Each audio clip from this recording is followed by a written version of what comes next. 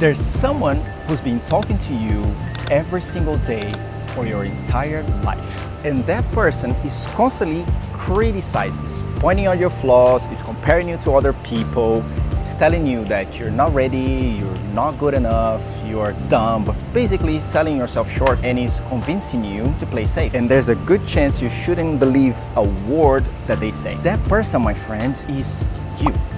Well, not really you, is the voice in your head, which is kind of you. But according to one of the best books I read recently, that's exactly what's holding us back so much. My name is Elder and welcome to Speak Life. And the book I'm talking about is a book called The Inner Game of Tennis, which funny enough is barely about tennis.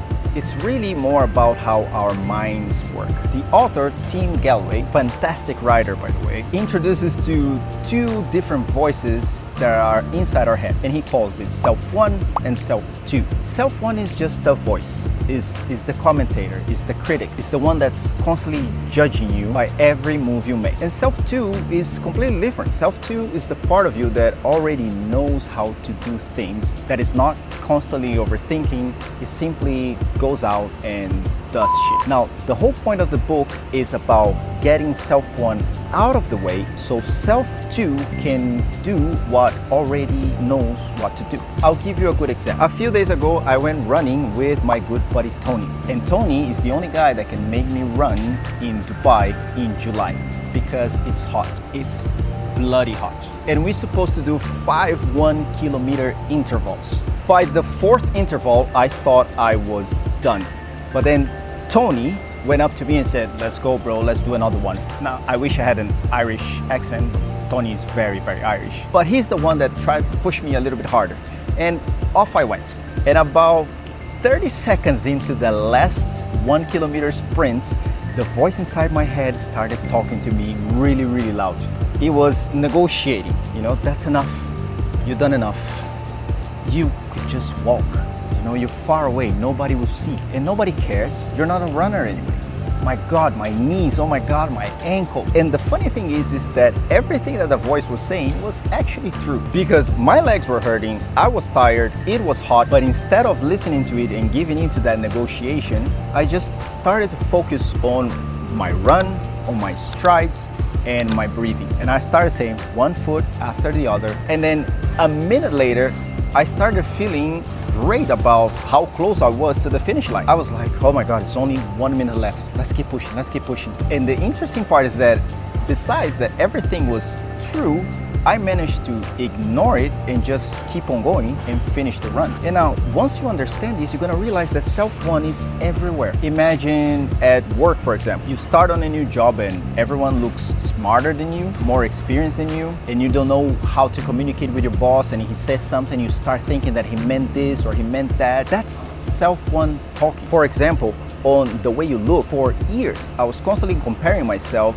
to a guy named Steve Cook. And I was constantly saying, I'll never look like that. And yes, even though I don't, but if you think about, imagine a guy that's 30 kg overweight and he walks into the gym and he looks at me, he will probably die to look like this. So we're constantly comparing ourselves to other people, and that's freaking tiring instead of, just living. I have a very good friend that is single, and when she goes out on dating, she basically overthinks every single text that she gets. It's like, oh, I texted him.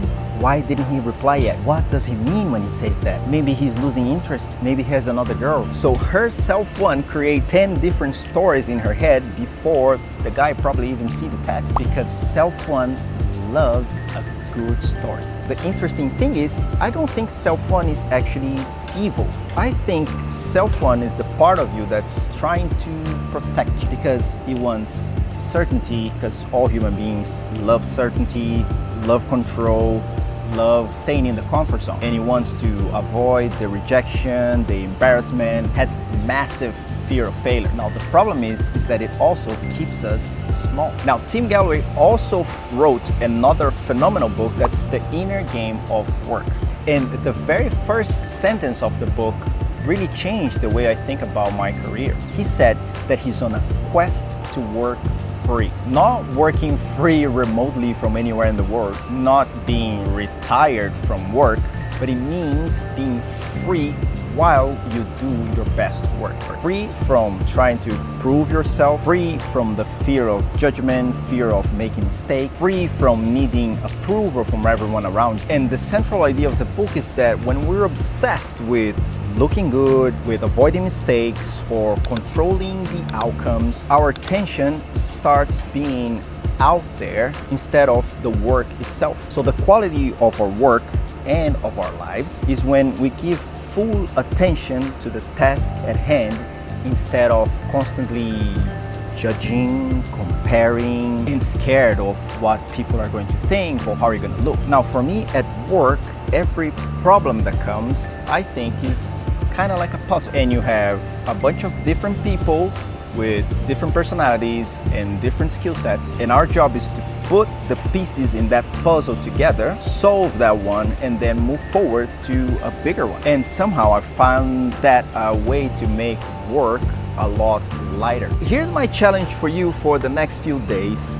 I want you to pay attention a little bit more to that voice. And when you hear it, don't do anything. Don't fight it. Don't try to argue with it so much. Just notice it and say, interesting. Here it is again. And then keep going with what you're doing. Because self-one is always there. Self-one is the same voice that told me not to record this video. Because I've been negotiating with myself for the last 4 days. It was telling me that I'm not good enough. It was telling me that nobody cares what I have to say. It was telling me that recording videos is actually a pain in the ass. Because it is. And yet I am here. So next time you hear that voice, smile. Thank self-one that is trying to do his job, which is protect you.